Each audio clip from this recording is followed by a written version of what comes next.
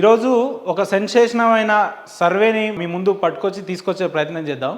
So ఒక్కసారి మీరు నా స్క్రీన్ బ్యాక్గ్రౌండ్ చూసుకోవచ్చు. పరిపాలనలో ఎమ్మెల్యే యశస్విని రెడ్డి ఫెయిలు. మొదటి నుంచి మేము ఇదే కదా చెప్పేది, కొత్తగా వీళ్ళు చెప్పేది ఉంది. కానీ people pulse South First website సర్వేలో 107వ ర్యాంకు. అబ్బో, మేడంకు పెద్ద ర్యాంకే వచ్చింది.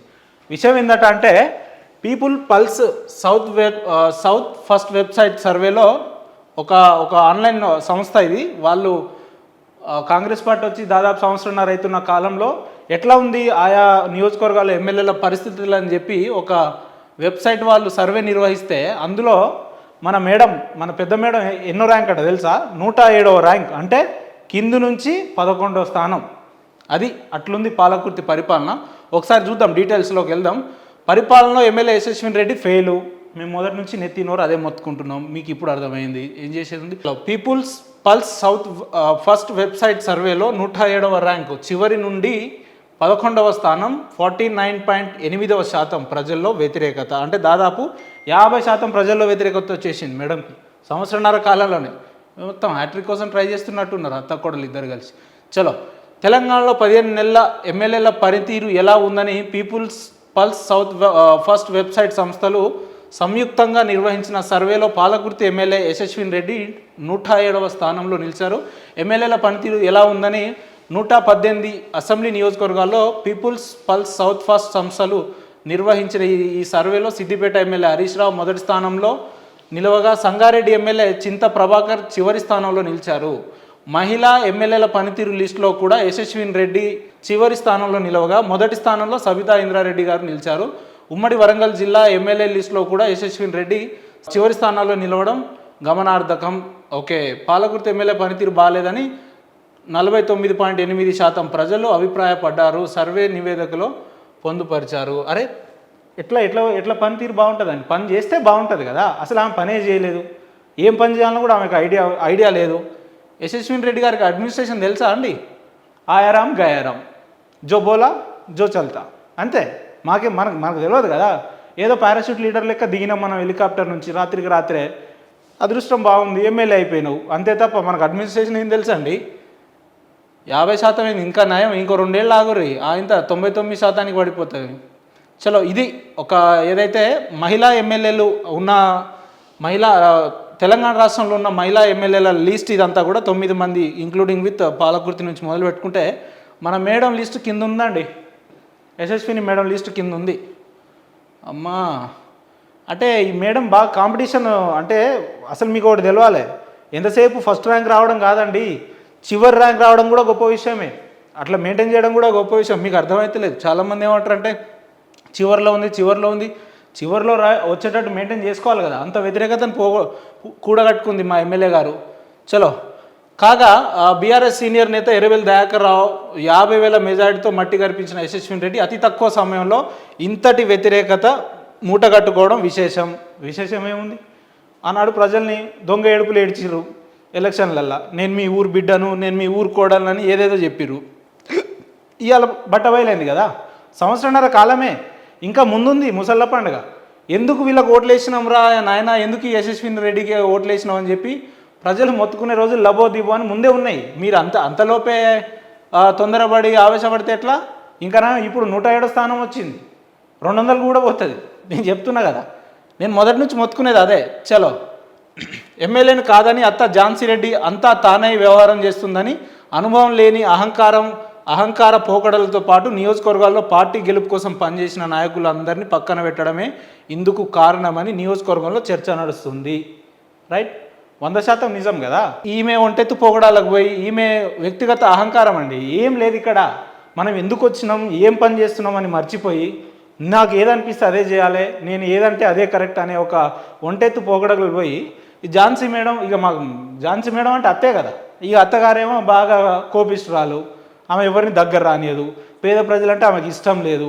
పాలకుర్తి ప్రజలు ఏమైపోయినా ఆమెకు అవసరం లేదు. ఎంతసేపు మనం ఎందుకు వచ్చినాం, మన బిజినెస్ బిల్డ్ చేసుకోవాలి, మన ఆస్తులు ఏమున్నాయి, అక్రమ ఆస్తులు అన్నీ కూడా దాన్ని సక్రమంగా కూడగొట్టుకోవాలి. దయాకర్ రావు అనే వ్యక్తి అధికారంలో ఉన్నప్పుడు ఆయనను అడ్డు పెట్టుకొని మేము చాలా తప్పులు చేసినాం, అవన్నీ కూడా ఇప్పుడు సరిదిద్దుకోవాలి. 70 ఎకరాల కథలు, ఆ ల్యాండు, ఆ వ్యవస్థ. ఈమె అదే బిజీలా. ఈమె అత్త చాటు కోడలు, జో మా అత్త బోల్తా హే ఓ కర్తా హే అంటది. ఏం తెలుసు మరి అడ్మినిస్ట్రేషన్ పట్ల తెలియదు, స్థానిక ప్రజా సమస్యల మీద అవగాహన లేదు, ఏం మాట్లాడతావు తెలియదు, ఏ ఏ ఆఫీసులో ఏ ఏ హయ్యర్ అథారిటీస్ వాళ్ళు ఉంటారు, వాళ్ళకి ఎట్లా సజెషన్ చేయాలో తెలియదు. అసలు యశస్విని రెడ్డి గారు ఒకటి చెప్పాలి, మీరు రాత్రి 12 గంటలకు అర్ధరాత్రి నిద్రలో లేచి మీరు గెలిచిన నియోజకవర్గాలు 6 మండలాల పేరు చెప్తారా? మీరు చెప్తారా? 6 మండలాల పేరు చెప్పాలంటే 6 సార్లు తడబడే బ్యాచ్ మనది. ఎందుకు మేడం? మీకు చిన్న వయసులో అవకాశం వచ్చింది, ప్రజలను మన్నలను గెలవండి, ప్రజలతో పాటు ఎందుకు ఇంత వ్యతిరేకత కూడా కొట్టుకుంటున్నారు? సరే, ఉపేందర్ అంటే ఇక మీ లెక్కలో మాట్లాడదాం. ఉపేందర్ అంటే మొదటి నుంచి ఆయన మాట్లాడుతాడు కాబట్టి కావాలని మా మీద బురద చల్లుతారు, కావాలని ఆయన చేస్తాడని అనుకుందాం. మీరు చేసేదేముందమ్మా? ఇతర సర్వేలలో వచ్చేదేముంది? మీరు కట్టలు కట్టిందేమున్నది? కొత్తిమీర కట్ట ఏంది ఇది? 107వ స్థానం ఏంది? చివరి నుంచి 11వ స్థానం ఏంది? ఏం చేస్తారు మీరు? ఎందుకు వచ్చారు నియోజకవర్గాల్లోకి? అవసరం ఏముంది? వచ్చి మీరు ఏం చేస్తున్నారు? మీరు ఒక ఎమ్మెల్యే కదా, చిన్న వయసులో ఎమ్మెల్యే అయ్యారు, మీరు ఎందుకు ఇట్లా ఈ వ్యతిరేకతను పోగొట్టుకుంటున్నారు? ఏంటిది అసలు? సో ఓకే, నియోజకవర్గాల్లో చర్చ. అత్త కోడల వ్యవహార శైలిలో తొర్రూరు పట్టణంలో సీనియర్ కాంగ్రెస్ నేత Niranjan Reddy, market committee chairman హనుమాన్ల తిరుపతి రెడ్డి ఇప్పటికే కార్యకలాపాలకు పూర్తిగా దూరం కాగా పాలకుర్తి మండలంలో కార్యదర్శి బీహారు భార్గవ్ తనను గుర్తించడం లేదని కొత్తగా అసమ్మతి బాట పట్టినట్టు తెలుస్తుంది. రైట్, మొదటి నుంచి చెప్పినాం. ఇక దేవరూపుల విషయం అండి. ఇక పాలకుర్తిలో అంటే Devaruppula one of the sensation కదా. దేవరూపులలో ఇదివరకే పెద్ది కృష్ణమూర్తి, ఇప్ప పృథ్వీరెడ్డి తరచుగా అసమ్మతి వ్యక్తం చేస్తుండగా రాయపర్తి మండలంలో బిల్లా సుధీర్ రెడ్డి రాకతో వర్గపోరు తారస్థాయికి చేరింది. కొడకండ్ల, పెదవంగర మండలాల్లో కూడా దాదాపు ఇదే పరిస్థితి. అయిపోయింది కదా. ఆ ఇప్ప పృథ్వీరెడ్డి అనే వ్యక్తి యువజన కాంగ్రెస్ అప్పటి నుంచి పనిచేస్తుండండి, యూత్ కాంగ్రెస్ అప్పటి నుంచి పనిచేస్తుండు. పెద్ది కృష్ణమూర్తి రెడ్డి అనే వ్యక్తి, వీళ్ళు ఇవాళ దాదాపు ఇవాళ ఎంత 20-30 ఏళ్ల నుంచి వాళ్ళు పనిచేస్తున్నారు. వాళ్ళను కాకుండా ఎందుకు వచ్చినావమ్మా నువ్వు? పార్టీని బలోపేతం చేయాల్సింది పోయి, ఎవడైతే పార్టీ కోసం కష్టపడ్డాడో, ఎవడైతే పార్టీ కోసం నిరంతరం ఆహారం లేకుండా రోడ్ల మీద తిరిగిండో, ఎవడైతే పార్టీ కోసం జెండా మోసిండో, ఎవడైతే పార్టీ కోసం కండువా మోసిండో, నువ్వు వాళ్ళని పక్కన పెట్టి నీ ఇష్టానుసారంగా ప్రవర్తించడం ఏంటమ్మా? వచ్చింది మీరు పార్టీని బలోపేతం చేయడానికా, పార్టీని సర్వనాశనం చేయడానికా? నేనంటే మొదటి నుంచి మాట్లాడుతున్నాను అనుకుంటాం. ఇక మీ బండారం అంతా బయటపడ్డది కదా. ఏంది ఇది? దీన్ని ఏమంటారు మీరు చెప్పాలి. అత్యంత తక్కువ సమయంలో ప్రజల్లో మీకు ఒక ఆదరణ వచ్చింది, దాన్ని ఎందుకు ఇంత వ్యతిరేకతని మూటగట్టుకుంటున్నారు మీరు? ఇదే ఇప్పుడున్న పరిస్థితులు. ఝాన్సీ రెడ్డి గారు, యశస్విని గారు, మీరిద్దరూ మీ పద్ధతులు మార్చుకోవాలి, మీ వ్యవహారాల్లో మార్పు రావాలి, మీ మాట విధానంలో మార్పులు రావాలి. సీనియర్ లీడర్లు అని చెప్పుకునే వ్యక్తులందరినీ ఇలా పక్కన పెట్టేసి, నిన్నటి వరకు ఇదే దయాకర్ రావు సంకన ఉన్న వ్యక్తులందరినీ పక్కన పెట్టుకొని వాళ్ళ తరపున ఏదో నేను చేస్తా అని చెప్పి ఏం చేస్తావమ్మా నువ్వు? నాకు అర్థం కాదు. కష్టపడ్డ కార్యకర్తలకు రేపు స్థానిక సంస్థల ఎన్నికలు వస్తున్నాయి, ఎంతవరకు వాళ్ళని గుర్తిస్తావు నువ్వు? ఏం చేయదలుచున్నావు? ఏమవుతుంది నీతోటి? ఏం కాదు. కళ్ళబొల్లి మాటలు, కహానీలు తప్ప నువ్వేం చేయలేవు. ఇకనన్నా మీ పద్ధతులు మార్చుకోవాలి. ఇంకా 3 ఏళ్ళు ఉంది. ఈ 3 ఏళ్లలో ఒక్కసారైనా మీ అత్త కోడళ్ళు ఇద్దరు మనస్ఫూర్తిగా ప్రజలకు సేవ చేయాలని అనుకున్నట్టయితే మీ పద్ధతులు, వ్యవహారాలు మార్చుకోండి. ఇంకా 3 ఏళ్ళు ఉంది. ఈ 3 ఏళ్లలో ఒక్క రోజన్నా మీరు మనస్ఫూర్తిగా ప్రజలకు పరిపాలన అందించండి. ఒక్క రోజన్నా. జీతం తీసుకుంటారు కదా యశస్విని గారు.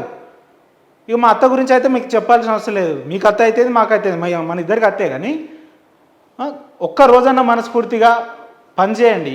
నియోజకవర్గాలకు, ప్రజలకు మీరు సేవ చేయండి తప్ప ఇంతటి వ్యతిరేకత కూడగట్టుకోవడం మీకు రాజకీయ భవిష్యత్తు అర్ధాంతరంగా ముగిసిపోతుంది. మీరు నియోజకవర్గాల్లో వన్ టైం వండర్ ఎమ్మెల్యే. ఇంకోసారి జీవితంలో కాలేరు. మీరు చచ్చిపోయేంత వరకు ఎమ్మెల్యే కాలేరు. You are the one time wonder MLA. నేను చెప్తున్నా కదా. కార్యకర్తలు లబోదిబో అని మొత్తుకుంటున్నారండి. ఒక సగటు కాంగ్రెస్ కార్యకర్త నేను కాంగ్రెస్ నాయకుడిని అని చెప్పుకోవడానికి సిగ్గుపడుతున్నాడు. నేను కాంగ్రెస్ లీడర్ని, నేను లేదంటే కాంగ్రెస్ నాయకుడిని అని చెప్పుకోవడానికి ఇబ్బంది పడుతున్నాడు. ఆ రకమైన పరిస్థితులు మీరు 1.5 సంవత్సరాల కాలంలోనే నియోజకవర్గాలు చేసిరు. ఇకనైనా మీ వ్యక్తిత్వంలో మార్పు రావాలి, ప్రజలకు నిజమైన పరిపాలన అందించాలని చెప్పి మేము మనస్ఫూర్తిగా కోరుకుంటున్నాం ఝాన్సీ రెడ్డి గారు.